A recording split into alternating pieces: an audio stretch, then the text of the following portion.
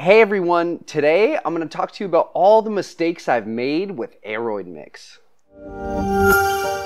So this is our 3-2-1 Aroid mix. I've talked about it so many times before, but it consists of 3 parts coconut husk, 2 parts perlite, and 1 part coconut coir. I've made a bunch of mistakes along the way in getting to this recipe, and today I'm going to give you some of the lessons learned, and I'm still going to learn more in the future, but this is where we're at today and how we grow a lot of these plants in our 4-inch pots. So the first mistake is when we would mix this and add in that coconut coir, which is the finest part of the coconut husk. And the biggest mistake early on is adding too much of this and treating this Aroid mix like a soil. The coconut husk is a bunch of drainage, as well as the perlite, which is a volcanic rock. This is really the water holding component of Aroid mix. And more moisture, typically more root rot, more coconut coir, more moisture holding, which makes the plant grow slower and has higher potential of root rot. We want to make an Aroid mix so we can grow plants faster, and it's better for plants like Monstera, philodendron, and other plants in the Aroid community, hence the name. And this leads into mistake number 2, which is overwatering Aroid mix. Instead of treating Aroid mix like a soil and watering it every 2 weeks or so, you really want to water Aroid mix like a leca or a leca perlite. It has a ton of airflow through the mix, and that's going to make your watering window much shorter. But the more of that coir you're going to add to it, again, it's going to slow down that plant growth, but it will extend your watering window. But that's not what we're after here. We're after efficient plant growth. So in these trays behind me, underneath this grow light, we're watering these plants sometimes like every 5 to 7 days on average, which is much different than a high peat soil-based potting mix that you'd use for a typical houseplant, where you're watering maybe a 4-inch pot, peat-based from your local garden store or Home Depot, maybe every 10 to 15 days or so in the same climate. And remember that if you water by weight, it'll always be a little bit lighter than soil, and that's by definition and by intention, is that we're not making this a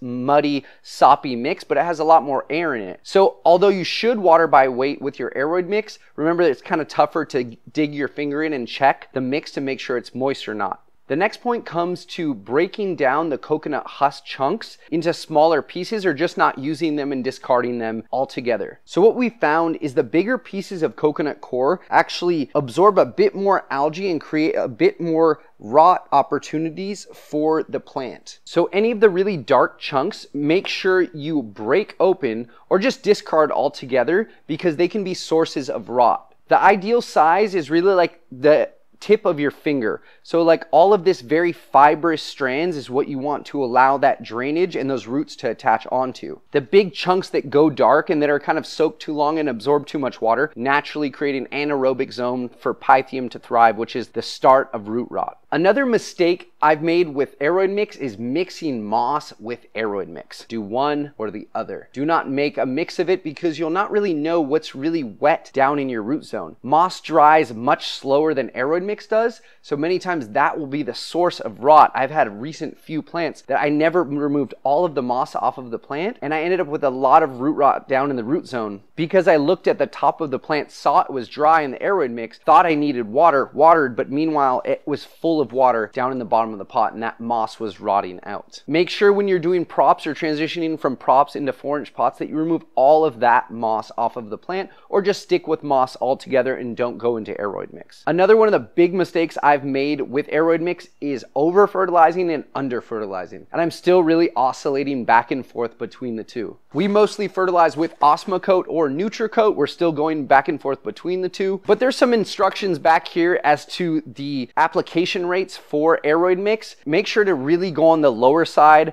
As I said, I've gone on the much higher side, but lately we've been going a little bit lighter on it and following the instructions. With fertilizer, especially slow release, it's much better to apply less more often, and typically on the manufacturer's guidelines kind of go about half that amount, and there is some indoor markings and application rates for this go a little bit under that, I would say. Just be careful, because Osmocote and the slow release is temperature and water released, so just be really careful with that. And when it releases, it's conventional fertilizer, not organic, so it can harm your plants. A great way to think about fertilizing is kind of like healthy eating. It'd be a lot better to have kind of snacks and smaller 5 or 6 meals through the day instead of 1 or 2 really large meals. I'd say the most important thing about Aroid Mix is remember that it's not static. This recipe has changed so many times over the years And all of these ingredients can be changed and adjusted for different plants. For instance, if I'm doing anthuriums, I would add a little bit more coir or water holding materials so that plant remains more moist in the root zone over time, because anthuriums are very humidity sensitive. Also remember that these ingredients are pretty much substitutable. For instance, perlite with vermiculite,